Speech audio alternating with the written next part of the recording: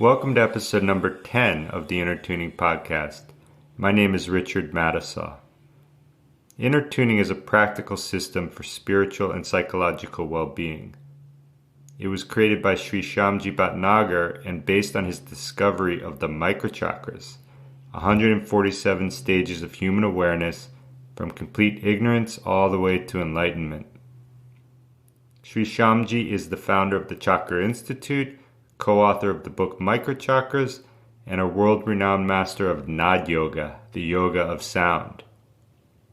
To learn more about Sri Shyamji and three-body purification retreats, visit the website chakrainstitute.com.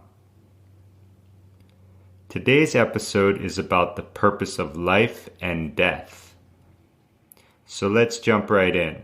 Sri Shyamji, what is the purpose of life? The purpose of life is to truly know who we really are. There is a small story in the philosophy of Vedanta, which is the highest form of thought a human psyche has followed and taken advantage of. Because this philosophy teaches you how to really know yourself. And the story goes like this. In a semi-dark room, if you see a curled up rope, just a string, it mistakenly appears to be a snake. And of course, when people see a snake, the fear arises. And when the fear arises, aggression comes out. So you take a stick and you start to beat that snake. But the snake does not die. And the reason snake does not die, because there is no snake there. It very much applies to our human life. In the absence of really knowing who we truly are, we are identifying with what our five senses just tell us. So, five senses just tell us that I am this body, and I have feelings, and I have thoughts, and my brain is producing them and listening to us, and life goes on. So our identity then becomes limited to the physical body. So we think we are this physical body. But if we really pay attention, this physical body has some qualities. Like I have a male body, somebody has a female body, and we call it 7 different levels of awareness. So in one level of awareness, I am this physical body. Second level of awareness, you see, and every single body or every single recognition is a center within itself. For example, we call them chakras. The subtle body, we have 7 chakras where there are lights of chakras are coming to our bodies. So every single chakra creates a mind. So mind of the first chakra says, I am this body. Then the mind of the second chakra, which is water related, not earth, and most of us are water, 73%. That is the mind of the gender. Now, women think differently than men. Although the physical body has the same reaction. You pinch and it hurts, whether you are a female body or a male body. Second chakra mind is different. Women think differently, men think differently. They react to sexuality differently. They have different attitudes towards sexuality and relationships. Then there is a third chakra mind, and a fourth, and the fifth, and the sixth. So what we do is in life, we keep on shifting our identities from a social identity, like I am a professor, I am a doctor, I am a lawyer. So these identities keep changing. But what is the ultimate identity? That is not known, because the light of the sixth chakra we don't really utilize, or we don't get the message from it. So the purpose of life really is to know who you truly are. So it sounds like with all of these chakra minds, we're able to maybe tune into them in different ways, and it sounds harder to tune into the higher chakra minds. So what would you recommend for an aspirant who really wants to know who they are and wants to tune into that sixth chakra mind? How could they approach that?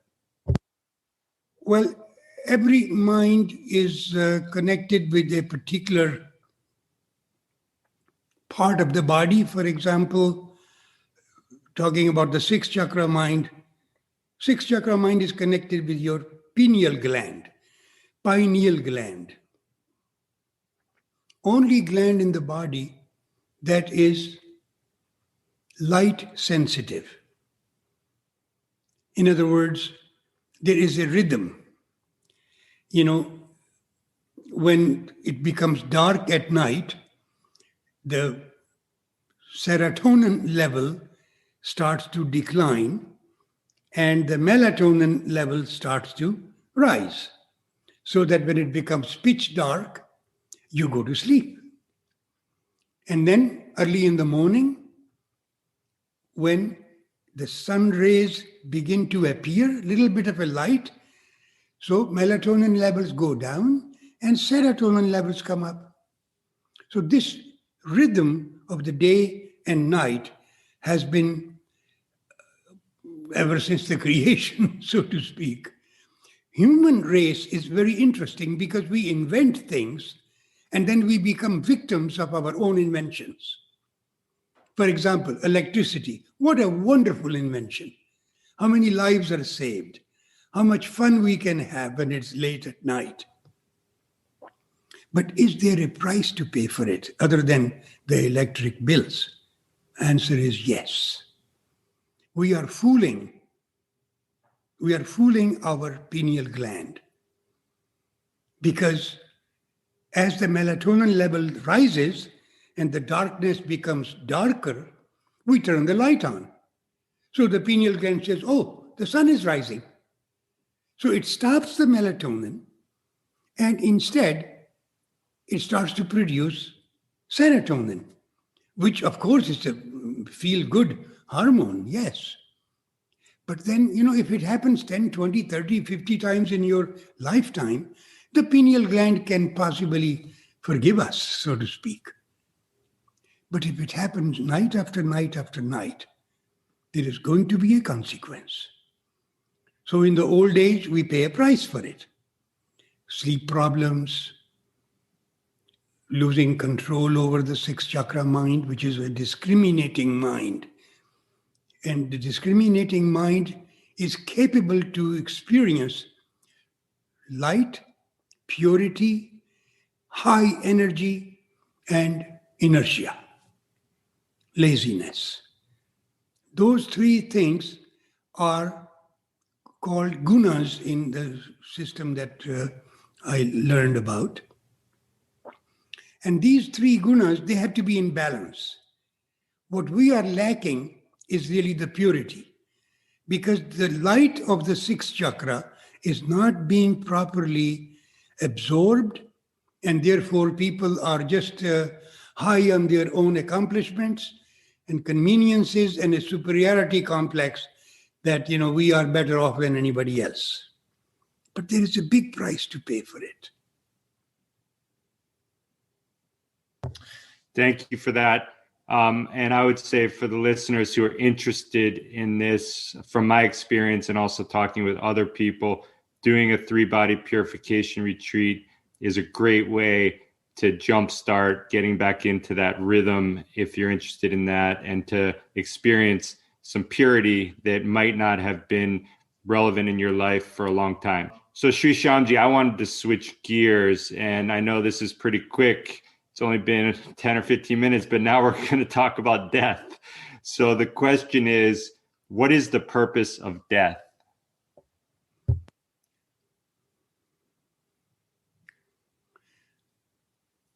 Life is a novel, and each life that we live is a chapter.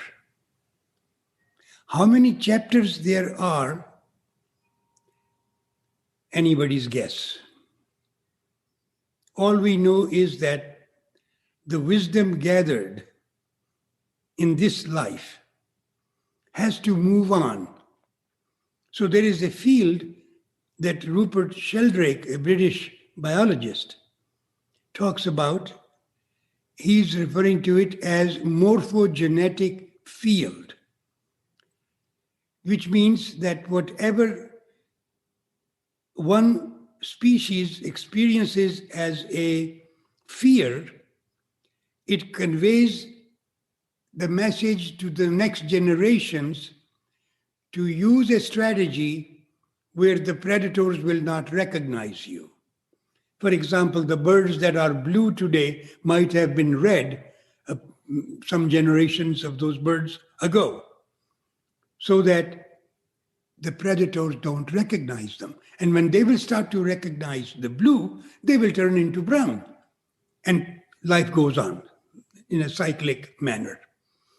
We humans have morphogenetic field. So the wisdom that we gather in this life, that goes out with the last breath to the next chapter. Wherever that chapter takes you depends on your own individual records. How many lives have you lived before?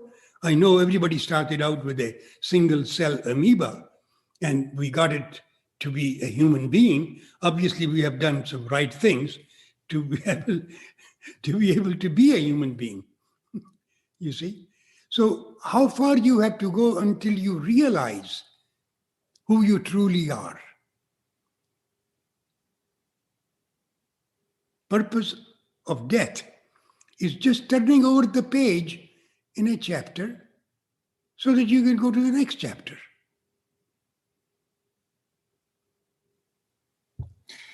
That's really fascinating.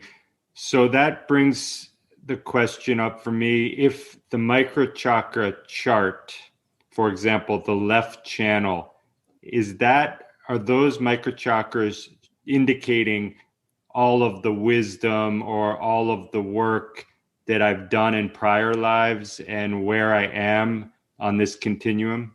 That is correct. And the seventh microchakra in each of the 7 chakras is where you gather the wisdom. And then at the time of dying, all that wisdom is transferred into the central channel. So that when the Kundalini rises, which means the unmanifested energy that we have not used up, that has to rise. And that is what is called transmigration of you. You can call it Atma, you can call it soul, or who you truly are, but you didn't know who it was. Therefore, you have to continue. But you take all that wisdom in the form of a ray, just a ray, and that goes out with the last breath.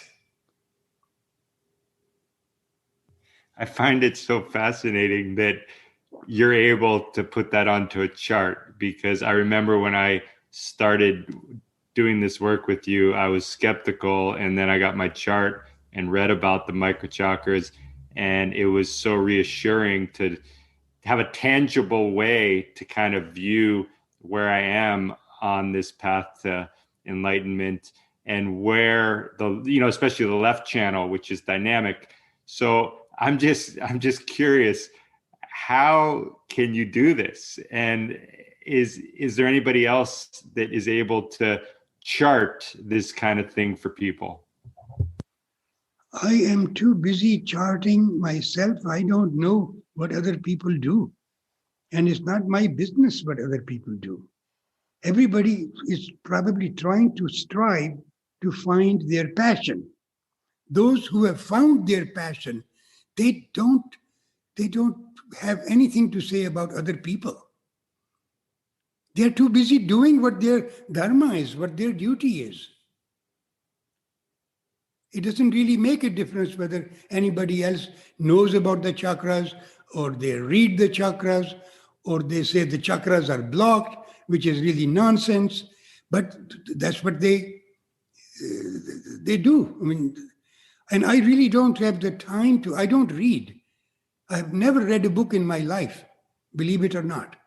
I have thumbed through a lot of textbooks in order to finish my college education. I never read a book from beginning till the end.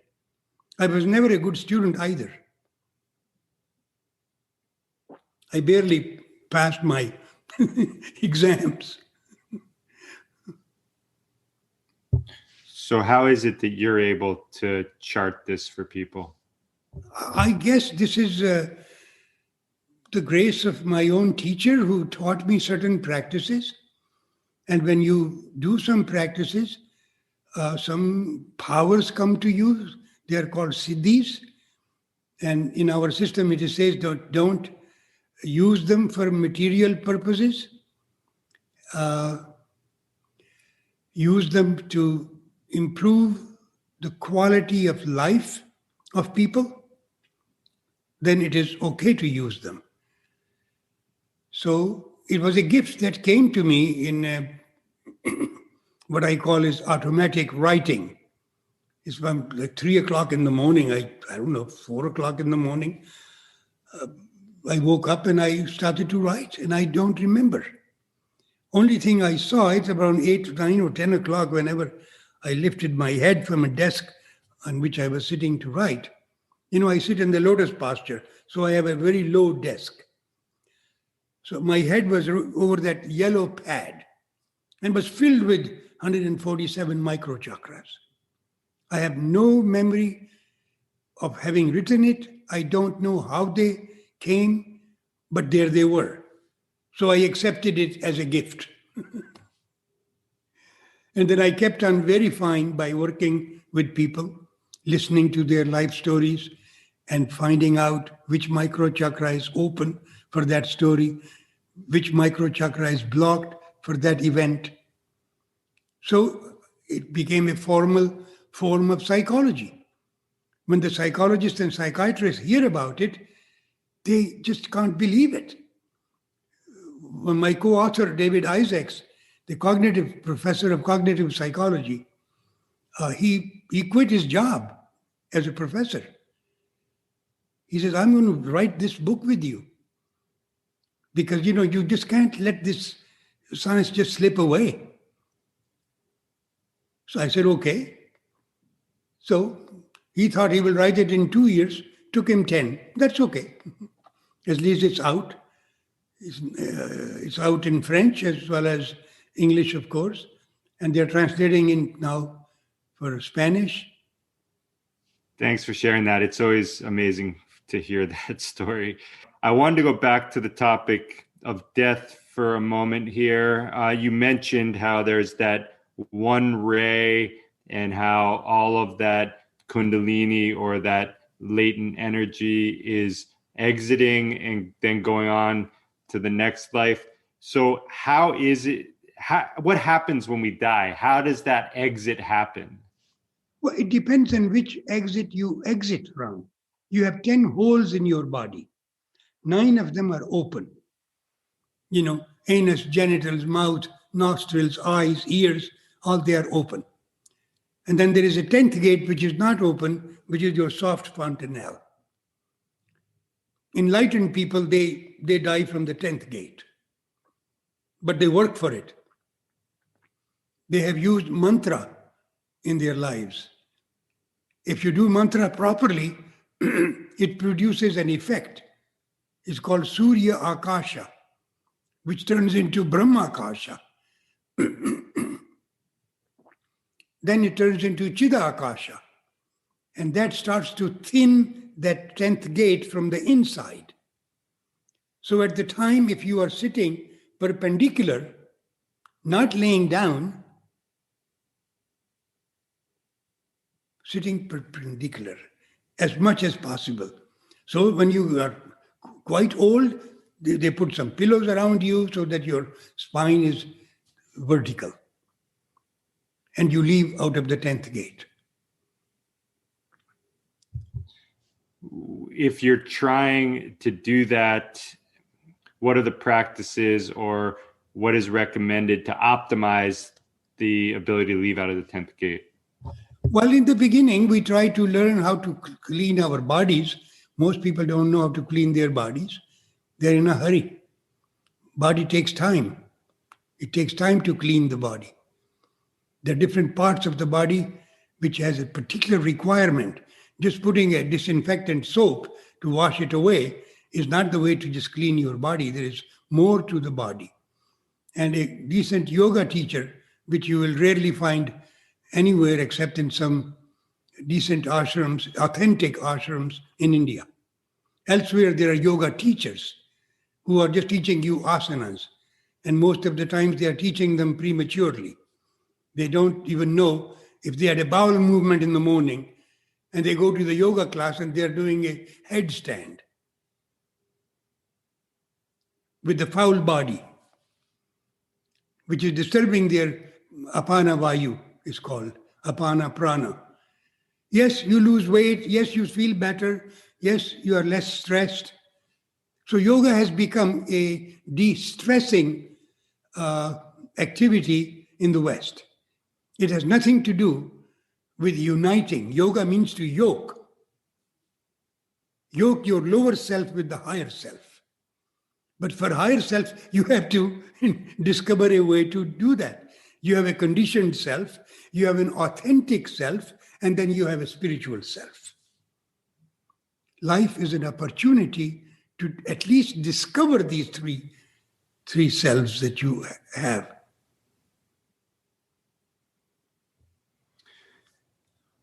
What would you recommend for somebody who was helping another person die and move on and wanted to facilitate that in the best way?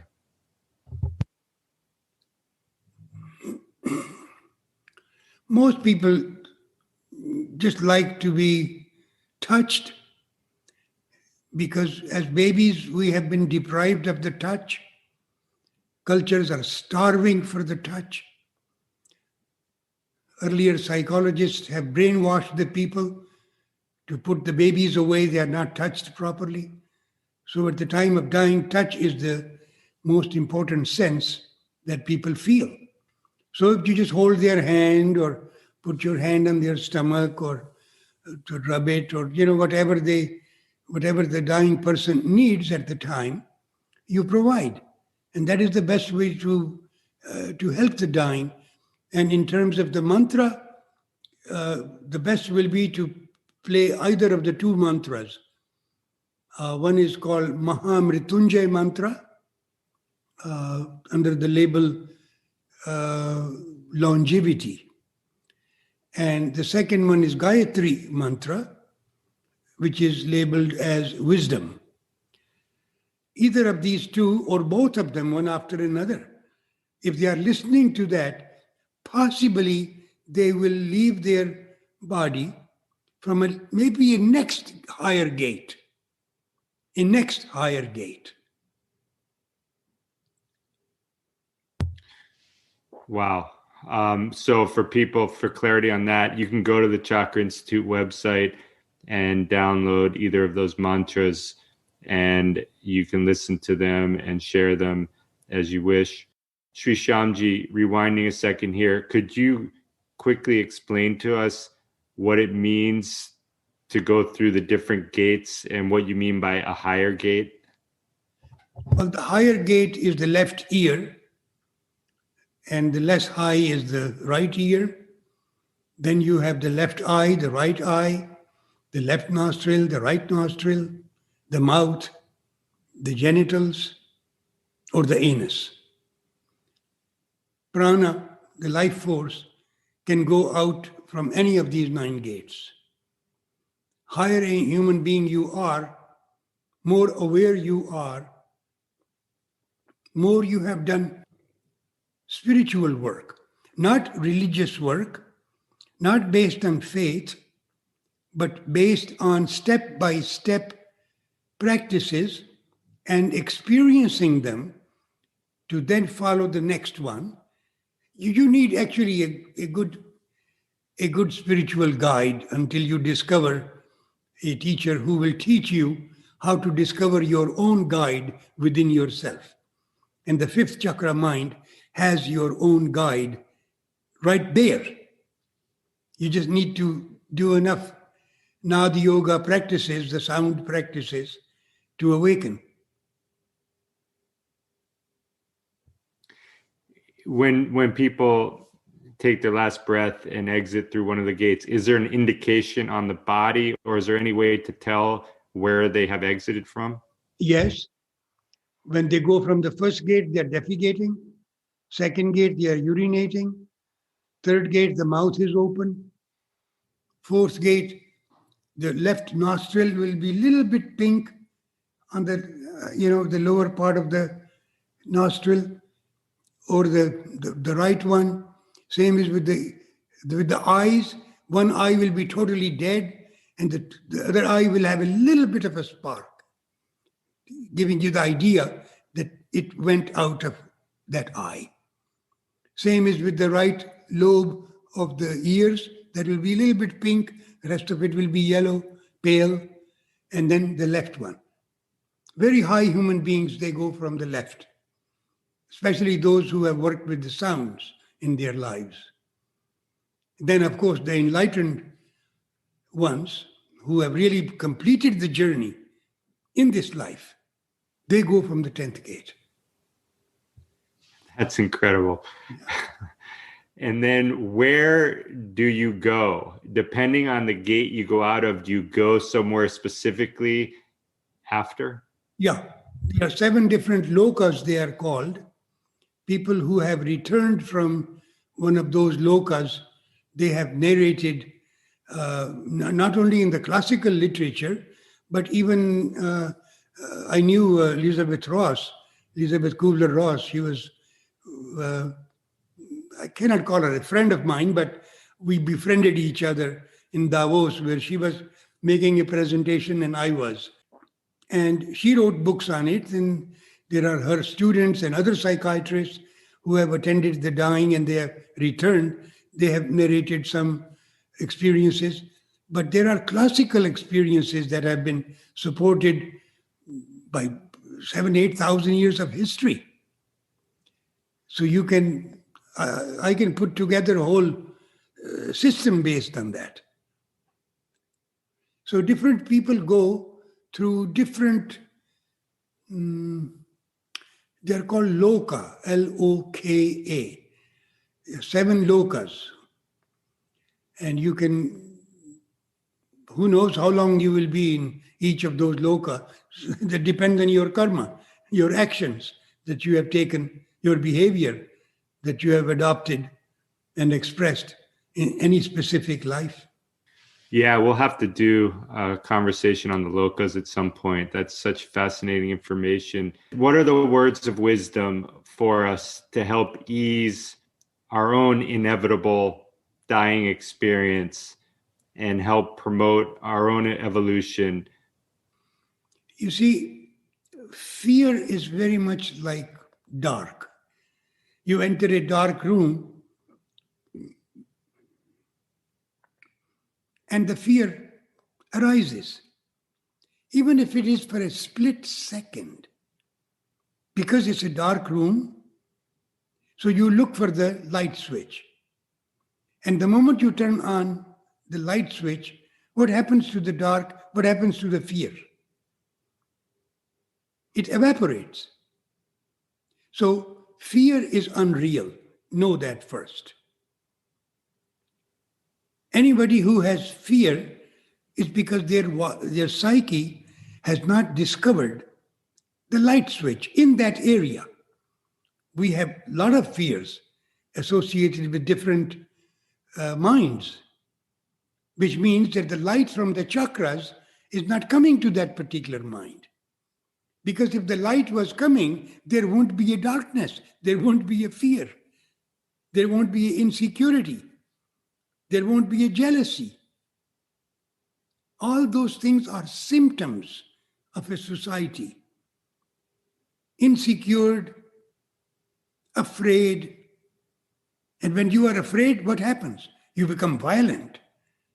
And to express your violence, what do? You create weapons. More and more weapons. Do you know that mankind has so many weapons? They can roast this planet 1,000 times from what we have. And what do? We produce more. We compete with others. Human beings trying to kill human beings and don't even eat them. That is the level of our human awareness at this stage of evolution. If somebody from a more evolved planet would visit, he would really have to tell you some stories that what he found in the planet Earth. That the only species that kills another member of the same species and doesn't even eat it. How low? I mean, carnivores, they are the janitors of this world. They eat the dead. Some of them only like to eat alive, like the lions. That's why they're a lion. But most of the carnivores, they keep the planet clean. Whether they are eagles or hawks or jackals or foxes, they're the janitors. But the state of the human beings is pathetic, to say the least. We need proper education, not memory-based trades. Education about our own body. We don't know our body. Yes, Gray's Anatomy is there for the doctors to read to prescribe you some drugs when you have ailment, but that has nothing to do with understanding the possibilities of this body, what this body is about, and what is the subtle body from where you are receiving feelings all the time. Where are the feelings coming from? I have tens of psychologists and psychiatrists. I ask them this question. They can't answer that. They don't know. Where are the thoughts coming from? They have no idea. They think that the thoughts are happening in the brain. Yes, firing is taking place in the brain. Thoughts are coming from the causal body. And because there is no concept of causal body, they think it's happening in the brain. Poor brain is being blamed and complimented for something it's not doing. It's reacting. Brain is reacting. So where is the action coming from to which the brain is reacting, other than the five senses? You see, so we need to have a proper education. Without that, we really will continue. What has changed in the last 50 years? Weapons have gotten a little bit more sophisticated. Instruments have gotten more sophisticated. And we are such proud people. Instead of being really ashamed that we kill of our own kind, instead of feeling ashamed, we turn it into pride. Look what we have been able to accomplish. The real victory is not the enemy outside.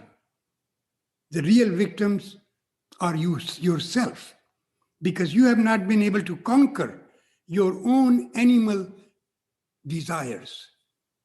You need to activate the 4 times more neurons that you have in your cerebellum than just be working with the 90 billion bouncing around like tennis balls between the right brain and the left brain. There are only 90 billion over there. 4 times more are in this. We need to civilize our animal brain. How beautifully Abraham Maslow put it, one of the greatest American psychologists. I give you a quote from him. I have found the missing link between the apes and the human beings. And that is us. Wow. It's hard to speak after that. Let's take a moment. To summarize quickly, everything in life matters. And I'm so grateful for the knowledge that you share, because as you explain here, knowledge brings light to the unknown, which helps to dispel fear. And that goes for everything in life. And so knowledge of how to live is the way that we can prepare for the most comfortable death or the most uplifting experience and the greatest chance of going through a higher exit and evolving. So Sri Shyamji, is there a chant that we could conclude with? For this chant that I am going to present to you is best heard if you put your both hands together, just embrace your both hands, just put them in a comfortable place. See if you have the right thumb over the left or the left thumb over the right. If you have the left thumb over the right, switch it. Have the right thumb over the left. Radhe Radhe Radhe Radhe Radhe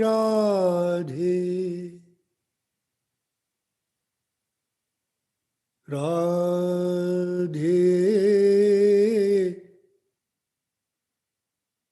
Radhe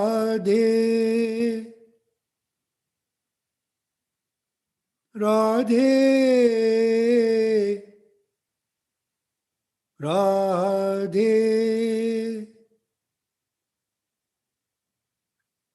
Radhe Radhe Radhe Radhe Radhe Radhe Radhe Radhe.